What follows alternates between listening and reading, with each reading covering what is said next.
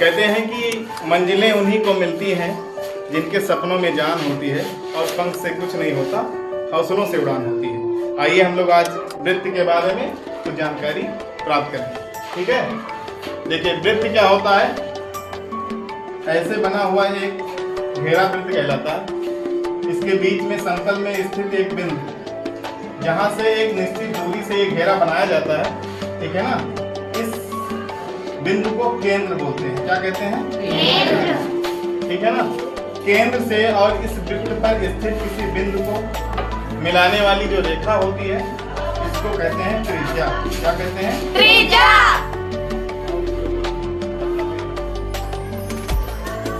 ठीक है ना, इसको क्या कहते हैं? त्रिज्या।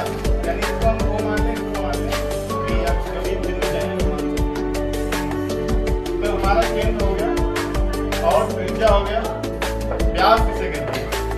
इस केंद्र से होकर जाने वाली कोई रेखा, इस केंद्र से होकर जाने वाली रेखा जो वृत्त पर स्थित दो बिंदुओं को मिलाती हो, इस वाली रेखा को क्या कहते हैं? व्यास। व्यास कहते हैं। क्या कहते हैं? व्यास। व्यास कहते हैं। ठीक, तो व्यास हो गया हमारा। परिधि क्या होता है? इस वृत्त के चारों ओर का जो बाउंड्री होता है, इसी को क्या कहते हैं? परिधि। यानी इस वाले भाग को, पूरे भाग को क्या कहते हैं? परिधि कहते हैं। परिधि। तो परिधि हो गया। चाप क्या होता है? वृत्त पर स्थित दो बिंदुओं को, ये वाली जो लाइन होती है, यहाँ से मान लेते हैं कोई दो बिंदु को स्थित करें, इसकी वृत्त के ऊपर मान लेते हैं R और S, तो यही वाला जो होता है वो हमारा क्या कहलाता है? चाप। यानी वृत्त पर स्थित दो बिंदुओं को, दो बिंदुओं के बीच की दूरी को क्या कह देते हैं? चाप। चाप कह देते हैं। तो चाप हो गया हमारा। छेदक क्या होता है? वृत्त को, वृत्त ऐसी रेखा जो वृत्त को पूरा पूरा काट के निकल जाए, इस वाली रेखा को क्या कह देते हैं? छेदक रेखा। कैसी रेखा? छेदक रेखा। क्या कहते हैं? छेदक रेखा। तो छेदक रेखा हो गया हमारा। जीवा क्या होता है? वृत्त पर स्थित दो बिंदुओं को मिलाने वाली रेखा क्या कहलाती है? जीवा। जीवा। यानी PQ ये हमारी क्या हो जाएगी? जीवा। क्या हो जाएगी? जीवा हो जाएगी। तो जीवा हो गया। त्रिज्यखंड क्या होता है?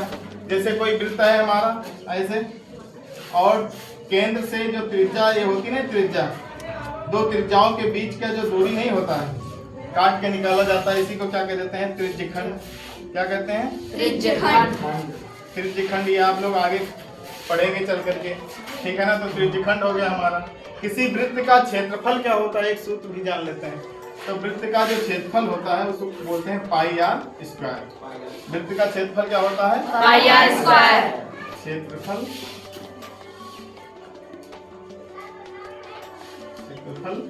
ये हमारा वृत्त का क्षेत्रफल हो गया। तो क्षेत्रफल हो गया।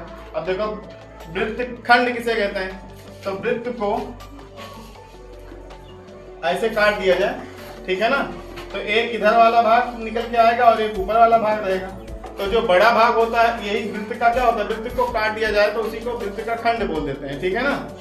तो वृत्त के दो भाग बन जाते हैं, एक कोई लघु भाग बनेगा या कोई दीर्घ भाग बनेगा। तो उसी को बोलेंगे, एक बड़ा वाले भाग को बोलेंगे दीर्घ वृत्तखंड। क्या बोलेंगे? दीर्घ वृत्तखंड। और ऊपर वाले भाग को क्या बोलेंगे?